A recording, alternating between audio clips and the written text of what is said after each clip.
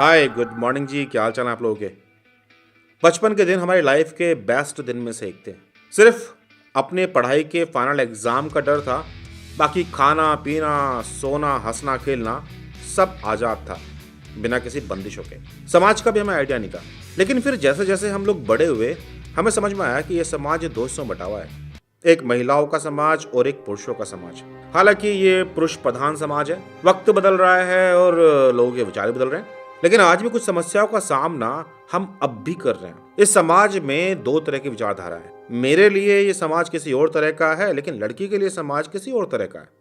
Same घर, same छत, same parents, लेकिन जब डिसीजन लेने की बारी आती है तो लड़की के लिए अलग डिसीजन ले जाते हैं और लड़कों के लिए अलग। भाई आज लड़कियां पढ़ रही हैं, और जब पढ़ेंगी तो उनकी इच्छाएं भी तो होंगी ना, सपने भी देखेंगी। वो अपनी उस पढ़ाई को यूज भी करना चाहेंगी, घर से बाहर भी निकलना चाहेंगी। लड़के के लिए जहां रास्ते खुले हुए हैं, वो कहीं भी जा सकते हैं और कभी भी जा सकते हैं, तो लड़की के लिए बंदिशें आज भी उतनी की उतनी हैं। जब किसी एग्जाम की बारी आती है तो लड़की से ये कहा जाता है कि भाई आपको ये एग्जाम करना क्यों है, आप क्यों नहीं कोई छोटी मोटी नौकरी पकड़ लेते, और बल्कि अपने घर गृहस्थी पर ध्यान दो ना। आगे चल करके तुम्हें बच्चे संभालने हैं, तुम्हें खाना बनाना है, घर तुम ही तो संभालोगे। आज शहरों में भी हालत ऐसी है कि दोनों हस्बैंड वाइफ काम कर रहे हैं, लेकिन जब हस्बैंड घर वापस आएगा काम से तो थका हारा मर्द बन करके आराम फरमाएगा।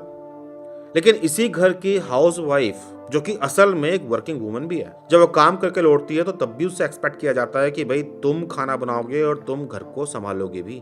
क्या ये दो तरह के डिफरेंट विचार नहीं है? मेरे लिए रूल्स रेगुलेशंस अलग तरह के हैं और वाइफ के लिए रूल्स एंड रेगुलेशन अलग तरह के हैं। सवाल इस बात का भी है कि जब पेरेंट्स बच्चे को पाल पोस के बड़ा करते हैं और बड़े प्यार से उसे पढ़ने भेजते हैं, लड़की को भी, तो जब लड़की किसी एग्जाम को देना चाहती है या फिर किसी और इंस्टीट्यूट में जाके पढ़ना चाहती है, तो फिर हम उस पर रूल क्यों अप्लाई करते हैं? अगर उसे घर ही संभालना था तो फिर पढ़ाया क्यों यार?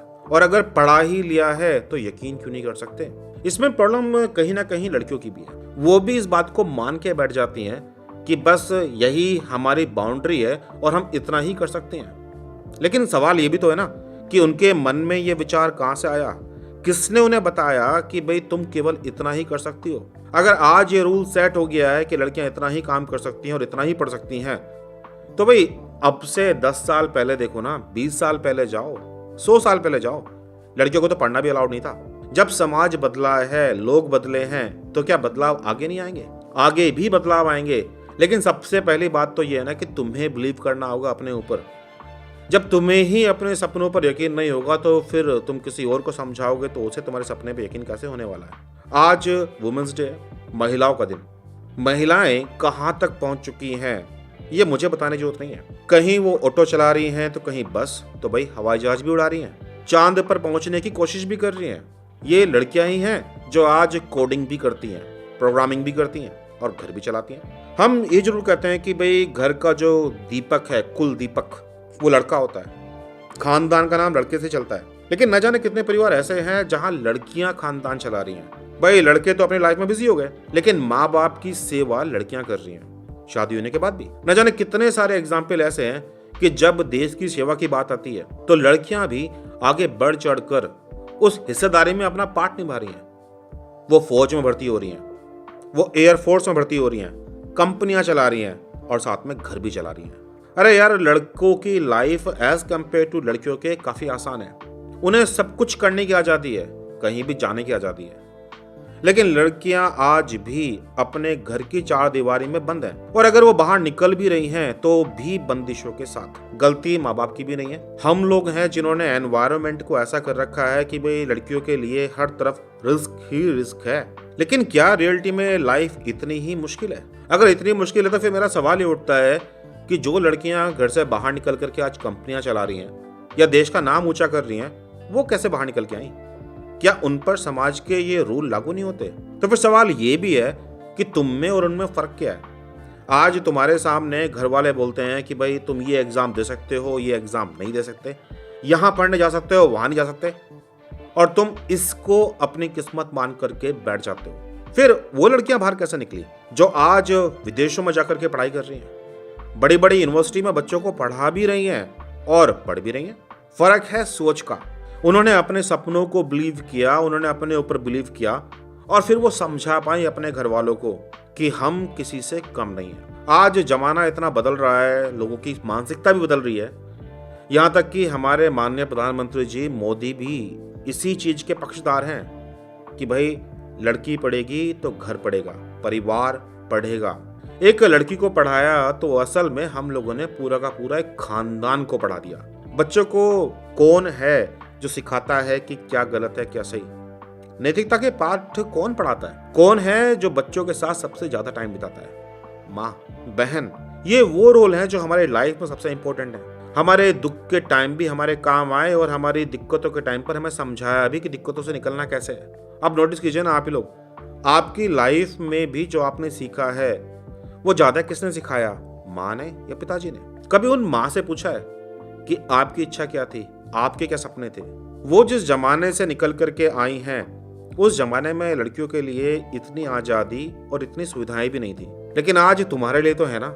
लेकिन अगर तुम ही बिलीव नहीं करोगे अपने ऊपर तो फिर जमाना कैसे बिलीव करेगा? न जाने कितनी महिलाएं ऐसी हैं जिन्होंने शादी की, अपने परिवार को संभाल रही हैं और फिर भी अपने सपनों को मरने नहीं दे रही हैं। अपने सपनों के लिए दिन रात एक कर रही हैं और कोशिश कर रही हैं कि वो घर भी संभालें और अपना फ्यूचर भी बनाएं, क्योंकि उन्हें पता है कि जब उनका फ्यूचर बनेगा तो उनके बच्चों का भी फ्यूचर बनेगा। पता है, जब कभी कोई बच्चा किसी मजबूरी में फंस जाता है और परिस्थितियों के आगे हिम्मत हारने लगता है तो उसके माँ बाप के द्वारा जो जिंदगी जी गई है वहीं से उसे मोटिवेशन भी मिलता है। जब उसे मालूम पड़ता है ना कि मेरी माँ ने कितनी मेहनत की थी मुझे पालने पोसने के लिए, तो वो हारते हारते भी उठ खड़ा होता है और जीतने के लिए जंग लड़ता है। बात लड़के लड़कियों की नहीं है, बात यह है कि हमारी लाइफ में, हमारे परिवार में जो रोल लड़कियों का है उस रोल को कोई भी पूरा नहीं कर सकता और हमें धन्यवाद देना होगा उन्हें हमेशा, चाहे वो माँ के रूप में हो, चाहे वो बहन के रूप में हो, चाहे वो वाइफ के रूप में हो, चाहे वो बेटी के रूप में हो। उन्होंने हमारी लाइफ में जितनी खुशियां दी हैं उनके बिना वो खुशियां पॉसिबल नहीं थी।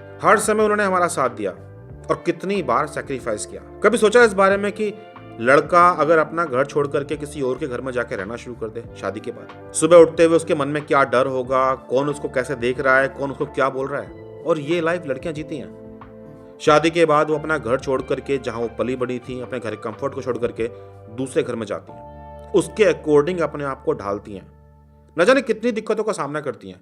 और फिर हम बोल देते हैं ये तो लड़कियां हैं, इनकी तो यही किस्मत है और इनके तो यही रोल है, इन्हें यही करना था। ऐसा नहीं है यार। आज लड़कियां पढ़ रही हैं और लड़कों से भी आगे बढ़ रही हैं और ये कहीं कंपैरिजन करने की जगह ही नहीं है।